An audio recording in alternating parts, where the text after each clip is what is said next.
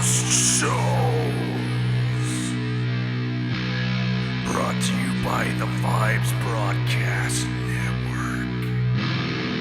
Views and opinions of guests do not necessarily reflect those of the Lost Souls Podcast or the Vibes Broadcast Network. And now, we bring you your host, Ben Stevenson from Central Utah Paranormal.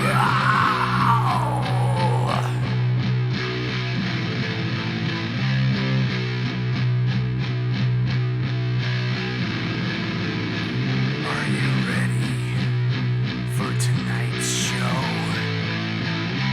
I hope you're ready.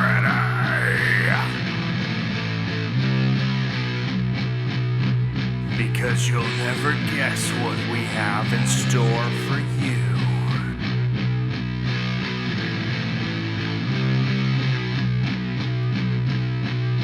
Viewer and listener discretion is advised. Lost Souls.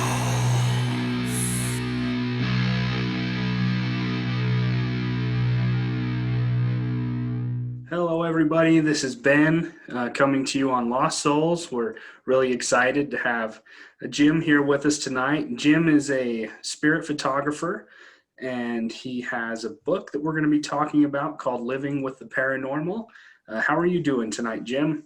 Good. Got a little snow last night, but other than that, we're doing good. Oh, that's good. Yeah. We've almost gotten some here. Yeah. So tell us a little bit about yourself. Okay, probably the best place to start is from the very beginning, why and how I'm able to do what I can do.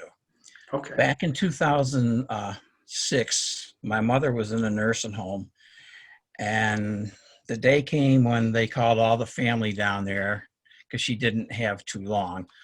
And so we went down, and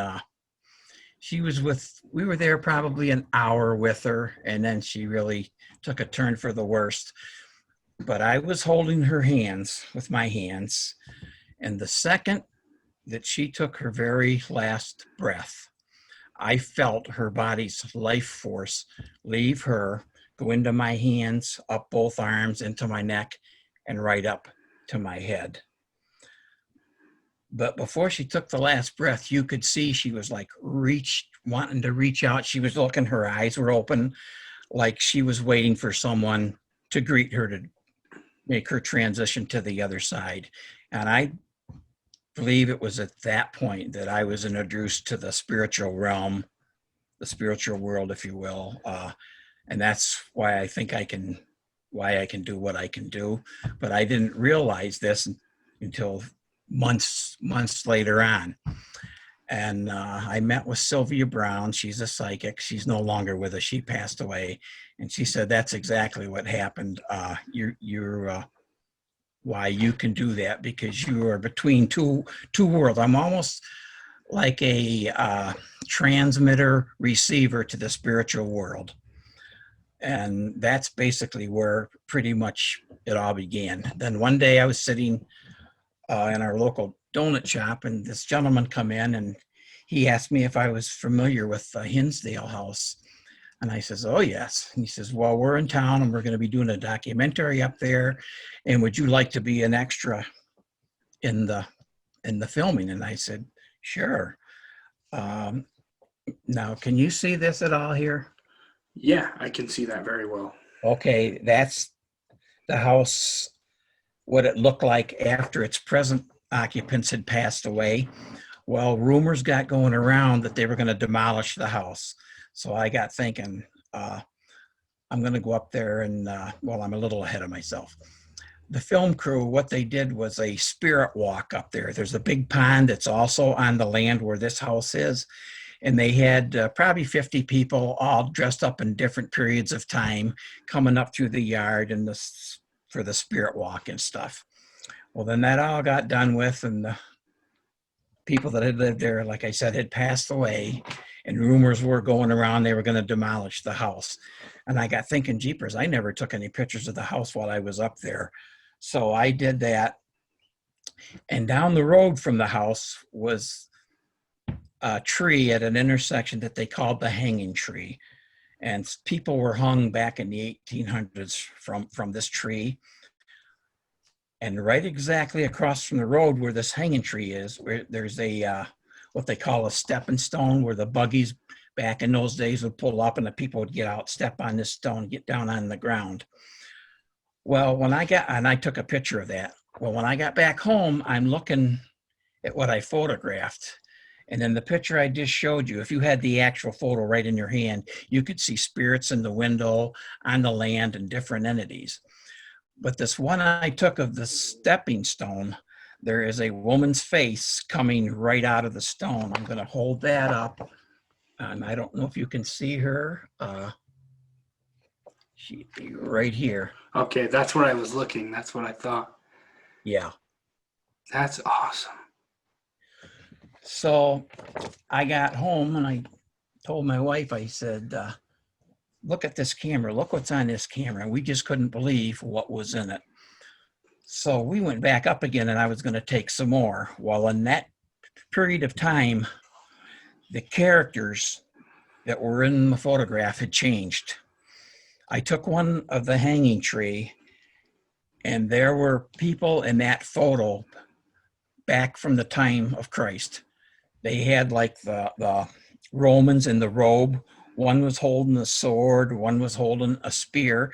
And then in the other side of the picture, there was people from more present time, you know. And I just couldn't understand why I was able to do this. But it was all because of what happened there with my mom. Now, over where my parents were, I thought, well, I'm going to go over there and where my parents are buried and take some photographs of the cemetery over there. Now, this one here, I don't know. Can you see the man right here? He's coming right up out of the stone, or out of the ground, I mean. And he's got like a World War II hat on. And that cemetery was just full of people. Then a man from our local town, where I'm actually from, he had a relative that was in the Civil War, and the relative had got captured and he had got typhoid fever and he died. Well, he never had a proper burial. So what he wanted to do was have a regular burial service for the boy and everything. And they made a time capsule. They put that in the ground, and in that was letters that he had written home to his relatives. He had some of his military pay in there and some of the soil from the farm that he grew up. Well, this is the capsule here that they had put in the ground. Okay. And he wanted me to film the event and take pictures. And I told him, I says, okay, Ed, I will. I says, but I got to be honest with you. You're going to have things show up in these photographs that are not supposed to be there. And then I explained to him what I could do. And he says, well, that'd be kind of neat, you know, go ahead. Well, this one here is at the ceremony. And on right here, on this stone here, there's like 10 officers dressed up in their navy blues from the Civil War area. Yeah. And if you had this photo in your hand, you could actually see their heads and like some of the stripings on their arms, but they came right through out of that stone. And that wasn't there when you took the picture. Oh no, you could go up there right now and you'd see a normal grave, yes. So I stepped a little closer with my camera and I took a picture. At this time they had the time capsule covered up with a board, but you'll see here a little American flag, and this is his gravestone here. Trying to get this for you. There are 3 faces right under the American flag, and they're all looking in a different direction. Okay. They're almost transparent. Can you pull it back just a little bit? Sure. Okay, right? Yeah. Okay, I can see him a lot better now. Yep, they're all one to the left, one to the right, and one looking straight on. Wow. Yep. So when I got all done doing that for him, I had it all put on a DVD. And he said, "Could you make me some copies?" And I said, "Yeah." So when he saw what was on him, I sat down with him and I went through the video and stuff and showed him. And then he wanted more and more copies for his relatives. Now, I don't know if you can see this one or not, but they had about 100 people that attended that service. And there's a lady here sitting in a chair. And right to her right is a tombstone there. And there are two faces coming out of it.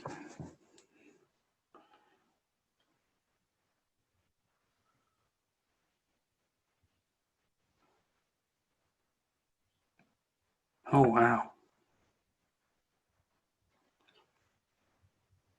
That's intense. Yeah. So they took that video and stuff, and they had a thing on our local Legion here where I live, and they showed that, and they just, their eyes were coming out of their socket. They just couldn't believe it. But this one here is a girl inside of the house up there that I took. She wanted me to take a photograph for her to see if anything would show up. Well, something did. There's a man's face, and he's coming right out of the couch on the left-hand side. I don't know if you can be able to see it or not, but.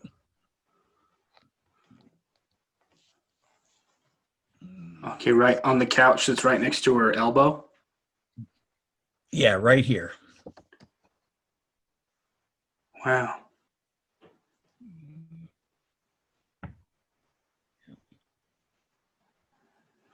Man, I know my mouth's going to be just wide open the whole time we're doing this interview. Yeah. Okay. And then right where I'm in the house that I'm doing this right now, there's a big mirror in the back bathroom. And where the lights should be on the wall over the sink, 3 spiritual things came out. One came out of the bottom, and the top 3 up there seem to be looking down on the leader of these 3. If you can see that or not. Yeah. They almost look like little cobras. Yeah. Yep.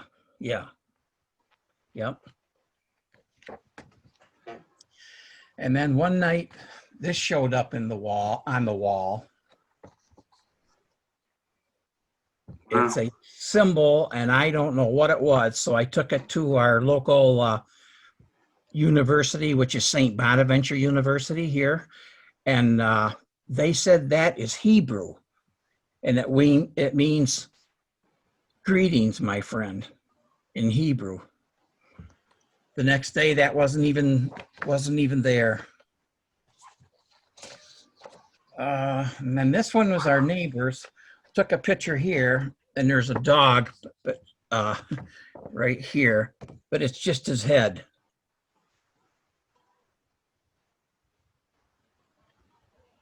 Huh. Mhm. That's, And here's another one from the cemetery. I don't know if you can see there's 2 girls in here who showed up on the stone with long hair. oh, wow. I can see the one really predominant. one's The really- other one's just kind of small, just to the left of right. it there. One's more legible than the other. Yeah. Wow. Yep. Then up by the Hinsdale House, there's always these 2 orbs that seem to follow me. Now, I don't know if they're soulmates or what they are, but they're always there. And this was the first photo I got of them. Can you see them right there? Yeah. Perfect. Okay. Then here was another one that was almost right over here in the end. It just got him in the photo a little bit, or it's almost starting to manifest. Uh-huh. Okay. And then again here in the house, I had a little Pomeranian, and she came out of the bedroom one night and was making circles on the living room floor, but looking up. We had an orb in the house circling around that fan up there. And you can even see it's, Yes. I don't know the proper term, but the stream. Yeah. And here they are again, but they're at a lower, closer to the ground. And then another one, they came right up to the windshield during this one, and then they went up into the tree and kind of just stood there. And then this one here, if you had this photograph in your hand, you would see two faces, one in each orb. That's why I always argue with anybody if they say, well, what are orbs? Well, they'll say they're ball of energies. And I say, yeah, they're ball of energy, but they're ball of energy with faces in them. Yeah. And most of the time, when it's a legitimate photo, you can see that. Right, exactly. Now I'm going to show you the same photo, but this is an 11 by 10. Okay. Or I mean 11 by 14. But they're much bigger. Yeah. Would you say that's a third one underneath it? Yeah, there's a third one underneath on the bottom. Yes. Yep. They're so bright too. Yeah. Oh, yeah. And that was right in the daytime. Yep. And the cool thing too is they stay the same shape. They don't seem to, Right. well, Yeah. except for as they begin to manifest, but Mm-hmm. that's awesome. Yep. And this is when I got together with Sylvia Brown. That's Three awesome. of us there. Yeah. Then I made this, or I didn't make it, but I bought this little rocking chair. It was made out of, what the heck do you call it? Like iron, and I spray painted it and made it real fancy. And I waited for it to dry. And when I went out to check on it, a little baby's face had shown up in the back of the chair.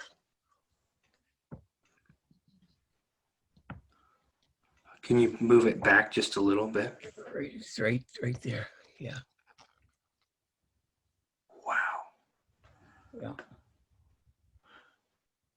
That's awesome. And you can actually see the little part in his hair there too, if you look close. It's almost like a little, Yeah, like a little, yeah, yeah. it's like a little Fonzie. Hmm. And then there's a place here in New York State. It's called Lilydale. It's a spiritualist community where all these psychics live, and people come there all summer long. And I was taking some photos. This little boy ran by me, but the only thing was he was only half there. There he is. He's got his red shirt, and you can see his little sneaker, but the rest of them's gone. Oh my gosh. Yep. When you see the color, it hits you so much harder. Oh, yeah. Yeah. Yep. Wow. Yeah. Ghosts and demons, spirits and spooks. What are you doing?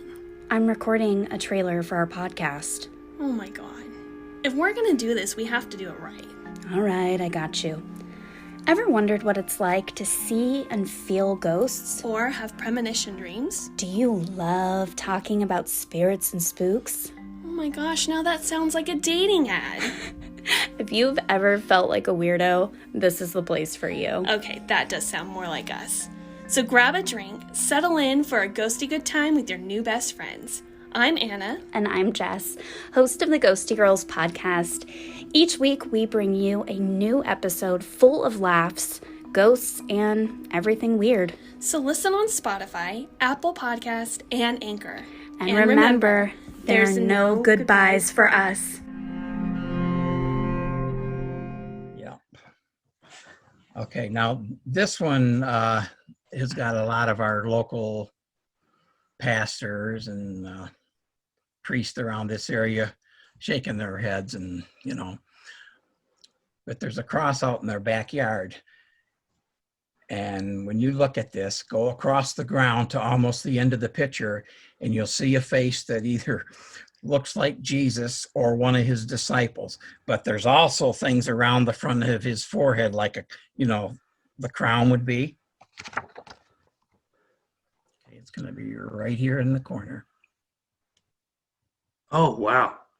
That's very pronounced too. Mm-hmm. Yep. It just got in the photograph. And here's the 11 by 14 of it. Wow. Yeah.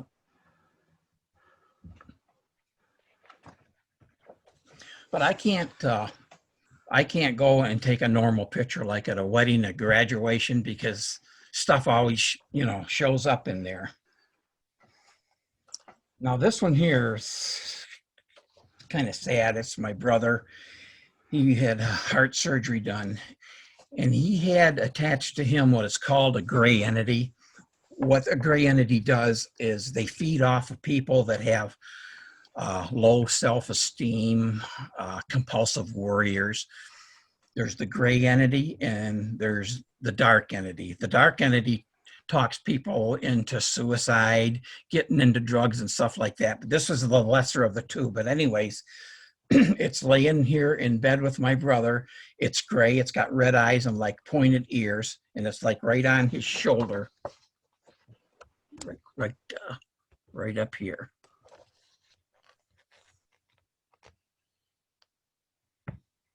Oh, I see it now. See it now? Wow. Man, that's oh, Yeah, that's unsettling. Yeah, it is. It's very disturbing. And if you follow the little creature's hands down, he's got 3 fingers, and it's over my brother's hands. I'll show you that again, but I'll show you it in the bigger version. Oh my gosh. Almost like he's trying to comfort him. Yeah.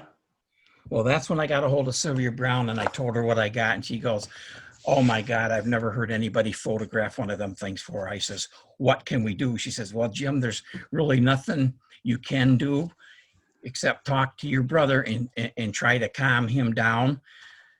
And eventually that thing would leave him and move on to another candidate." Mm-hmm. So he says, don't tell him about this until, he gets back home, because he had heart surgery. And I thought, geez, that's the last thing we need to tell him, is he's got some kind of a thing cling to him. So I went down and was taking some pictures at his house one time. The thing was off him. It was sitting up on a shelf, but it was off his body. It was just sitting there, and it was staring right at me. Well, we went down there and we had like a little sage session and finally got rid of the thing. That's good. Yeah. Did you tell him about it at some point? Yes, at some point we did. We told him, and it was quite a while before I showed him this photograph. Oh, but yeah. when I did, he got pretty teary-eyed and stuff, and Did he ever mention if he could feel it or like notice when it was gone? He could tell something was wrong because he was nervous all the time, and they were trying to get him on all different kinds of medicine. And here it was, this little thing attached itself to him and it just clung to him. Okay, this one here was taken down the road from the house, and I took a picture on the side of a hill, and there's some kind of a pig-faced creature. It's got like a pig nose, but it's got like pointed ears, and it's about right dead center of the photo, but just up a little bit.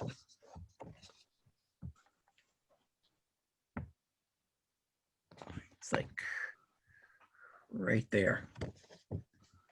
Oh, gotcha. Wow.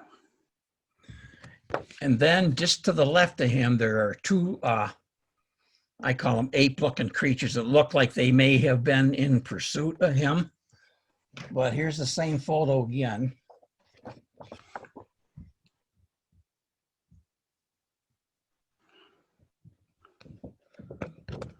You see them?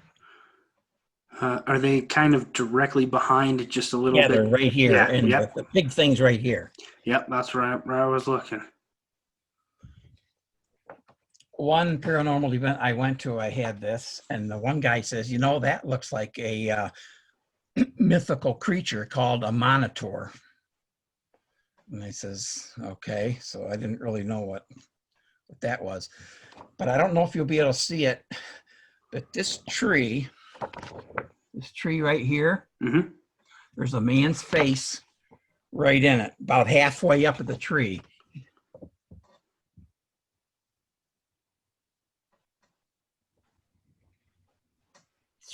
Right in here. Okay, that's where I was looking.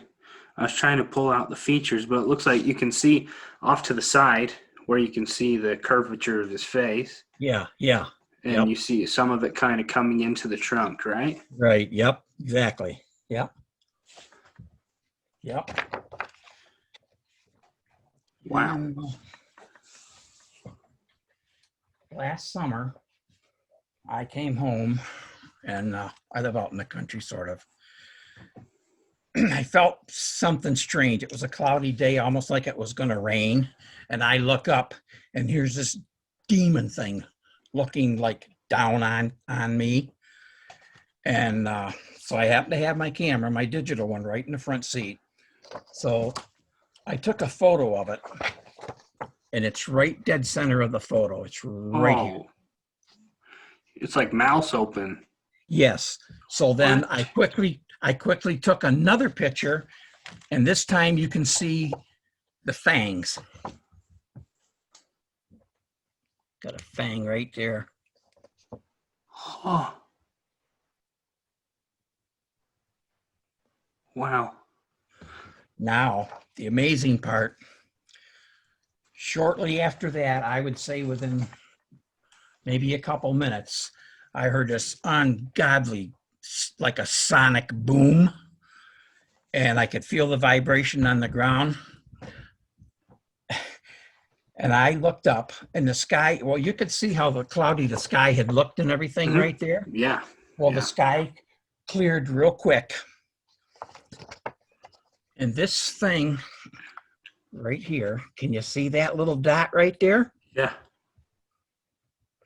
It stood there long enough for me to go in my house, come back out and get another camera. And what those are, here, I'll give it a bigger version. I believe this to be an archangel, and it came down and it terminated that demon. Wow. I took this photograph to our local conservation department. I mean, I knew what it is. I knew what I experienced and what I had saw. And I said, can you tell me what that is? And they're looking at it and they says, well, it's got wings. I says, yeah. I says, but the wings aren't flapping. They're back drawn together to its back. And the way the sun's hitting this, it's shiny right here on the one part, and you can actually see a little head on it and almost feet. Mhm. And he says, well, whatever that is, it's defying the laws of physics, because there's no bird or anything that can have its wings in that position and not drop out of the sky. Yeah. And of course, I knew this, but I didn't, want them to think I was crazy. So here's the biggest photo, one of it that I got right here. I'm going to get that for you, though. Yeah, that's good. You really can see the head and almost Oh, like yeah. half Yeah. dissipated feet, but those Yep. wings, that's what's getting me. So I've got arrangements. This spring, I'm going to go see Christina Bowman. She's a psychic, but she's also a photo analyst. And she's going to look at this. I told her what I've got. But even the guys at the conservation department, they see the trees that are down there below? Yeah. Well, they somehow judged by the tree and where this was in the sky, that if that was on the ground, those wings would be, or that whole thing would be 7 to 8 feet tall. They says, whatever that is, it's huge. So I'm going to take it to Christina and get this one authenticated.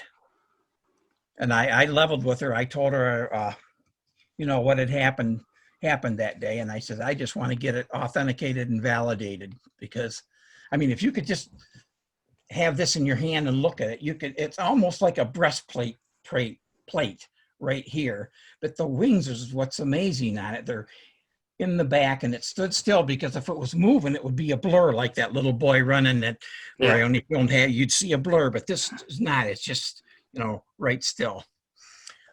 Then, as I was watching it, it took off and it shot straight up. I mean, it went so fast, it went through this one cloud, And after it got through it, it made that cloud look like a donut. There was just one big clear circle underneath with blue sky through it, and then just the white ring of the cloud. That's how fast it went.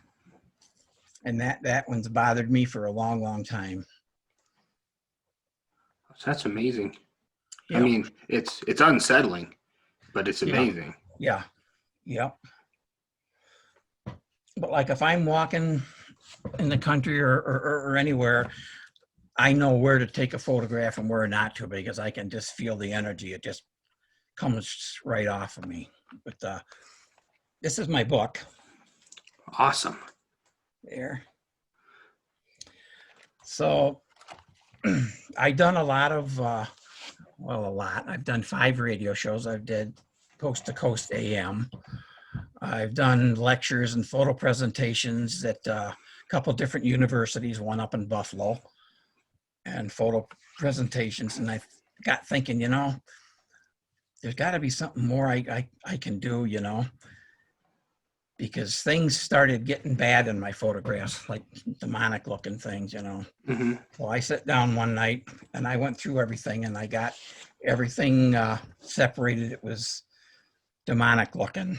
And I am actively helping out our sheriff's department here in our county with suicide prevention. And I'm using these photographs as my weapon. So in the last 2 years, I've talked to and interviewed 24 candidates that were possible suicide candidates. And what I do, I don't ask them their last name. I just say, what's your first name, and this is very confidential. What you say will not leave this room. And I give them the option of, I can either come to them or they can come to my place. So out of the 24, I have 100% success rate. And in some of the cases, the parents came with them. And I have like a chart that I go by. I have them pick out, why do you want to do what you want to do? So I can kind of get a little feel for, what most people are going through. And by the time I get done with my session, they're in tears. And so are the parents. And I thought, well, and they range anywhere from 15 years old to 80. And now with the holidays, coming, things start to pick up a little bit. And I had little, I don't know if business cards the sheriff's made up for me. You can see that or not? Oh, yeah. And I put those around at different universities. I put them in stores everywhere. And what it says is, think before you do it, I can help. And then it's got my phone number on it and stuff. That's really awesome that you're doing that. Yeah. And if you can save just one person, then the whole trip has been worth it. Yeah. I mean, I don't have no degree and nothing like that. It's just me and my photographs and telling them, the choices that you got, if you take your own life, you're gonna go to hell. And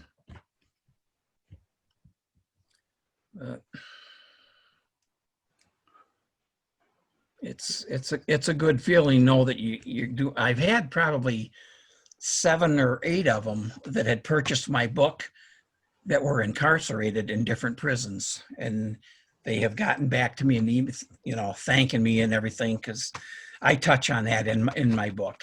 Okay. Not only tells about in my book my experiences and stuff, but it's got a message to it, in the very end, get your life straightened around, especially our young kids today. They are so vulnerable. Yes. So much temptations out there, that evil just feeds on them. And I would not want to be a young kid growing up in today's world. No, me either. I have a baby girl right now, and I fear for her future for that same reason. Yeah. So where can everyone find copies of your book? They can, a lot of different ways. They can either Google Jim Kelly Spirit Photographer and it'll pop up, but Amazon has it. Nope. Barnes and Noble, eBay, ebooks, electronic books, they have it. Yep. Okay. Do you mind if I go over some of the other questions that some people Sure. Yeah. gave me to ask you? Mm-hmm. Okay, so this is my question first, and then I'll go to this other one. But when you had that experience, when you felt her leave and come to your head, did you have any experiences before that, like as a young child, or was that kind of the beginning? Nope, that was the start of it. Okay. And what it felt like was like if you walk across the carpet and you feel that static electricity. Okay. It was kind of like, that's the closest that I can describe of what it felt like. And it went up both arms simultaneously at the same time and just boom. And I kind of looked around it and everybody else that was in the room, like, did they feel anything too like I did? But of course they didn't. Okay. So have you always loved photography, or did this just kind of happen after? Yeah, this was after. Yeah. And everybody always would say, well, what are you going to do after you retire and stuff, you know? And I thought, oh, I don't know. Well, I guess I know I'm on a mission now. I know what I'm supposed to do. That's awesome. You're doing great things. I didn't know that you were involved in the suicide prevention, so that was really awesome to hear about. And Covenant Books, they're the ones that published my book. They've been pushing it a lot too. And my Facebook friends went from 150 up to 2,500 in about 3 weeks. I'm going to go buy a copy right after this because I want to hold this. Yeah, it's. Okay, so you kind of already explained this, but so you wouldn't say this is something that you could learn because this is obviously something that you were almost ordained with. Yeah, this was a gift. Yeah. Yep. I'm beginning to understand that now, like more. Like I understood it, but it makes a lot more sense after you explain it. Have you ever been involved in any paranormal investigations or helping any teams around any sites? Yes, I've been called a lot. They have their expensive equipment and stuff, you know, but like I said, I'm like a transmitter receiver type of thing. I go in and say, okay, there's something over here or there's something over there. And a few times I will take photographs and show them my results. Okay. All right, let me just look over these other ones. I think you covered most of it. If you had a favorite place that you have taken these pictures, where would you say your most influential place was for you? My most influential place? I would say up in the Hinsdale area where the house is. Yeah, because that's Native American land up there, and there's a lot of spirits up there. Oh, yeah, there's the native culture. There is so much. Yep. The one place that I want to go, I haven't yet, but probably this coming summer I will, is Gettysburg. Oh, that would, I would love to see your pictures from Gettysburg. Yeah, me too. Yeah. Yeah. Oh, it's like around here, like since you've been talking about the places I've just been thinking of the areas around here. We have like the Mountain Meadows Massacre. We have all of these crazy places. I can only imagine what you would get at those places. There's a lot of souls that are not at rest. Oh, yeah. Especially people that have, say, been killed in some kind of an accident. Some of them don't even know they're dead. They just keep wandering that same area over and over. They keep playing the thing over. And some of them don't want to cross over because they're afraid of what's on the other side. If they've led a bad life, they want to extend the life they're in at the present instead of being judged. You know what I'm saying? Yeah.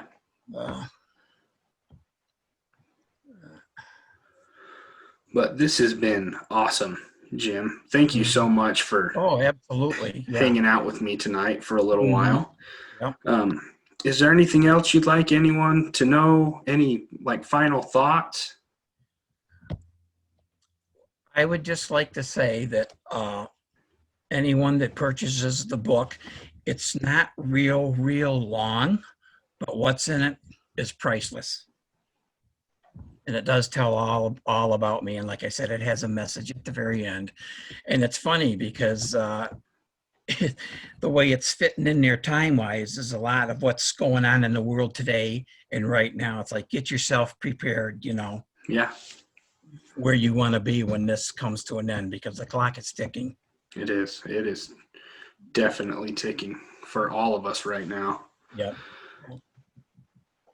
But I just want to say thank you again. Thank you not only for what you're doing with your photographs, but for what you're doing for people. I've had, I know people, we all know someone that's taken their life, and a lot of people don't understand the pain that continues for everyone else afterwards. Yes, Like it has for them, their pain might be gone, but it's not for anyone else that's left behind. Mhm. Yes. Yeah. Well, thanks for having me on. This was fun, and I enjoyed it. I did too. I felt really good this whole time. It's been great to see you and the spirit that you have. Yeah. And before you hang up, I'll go ahead and stop recording. Okay. I just want to do a quick message real quick, and then I'll. Sure. Okay. But thank you, everyone, for coming and watching us. Please look up Jim Kelly and his book, correct me if I'm wrong, Living with the Paranormal. Right. Mm-hmm. And you can get it just about anywhere by the sounds of it. Go ahead and Google that name, and you will be able to find out more information about Jim and his book. But this has been an awesome night, and thank you so much again. You're very welcome. Lost souls. Lost souls. Thank you for being here with us tonight. We can't wait to have you again at our next episode. Until then, remember that this has been Ben Stevenson, lead investigator and podcast host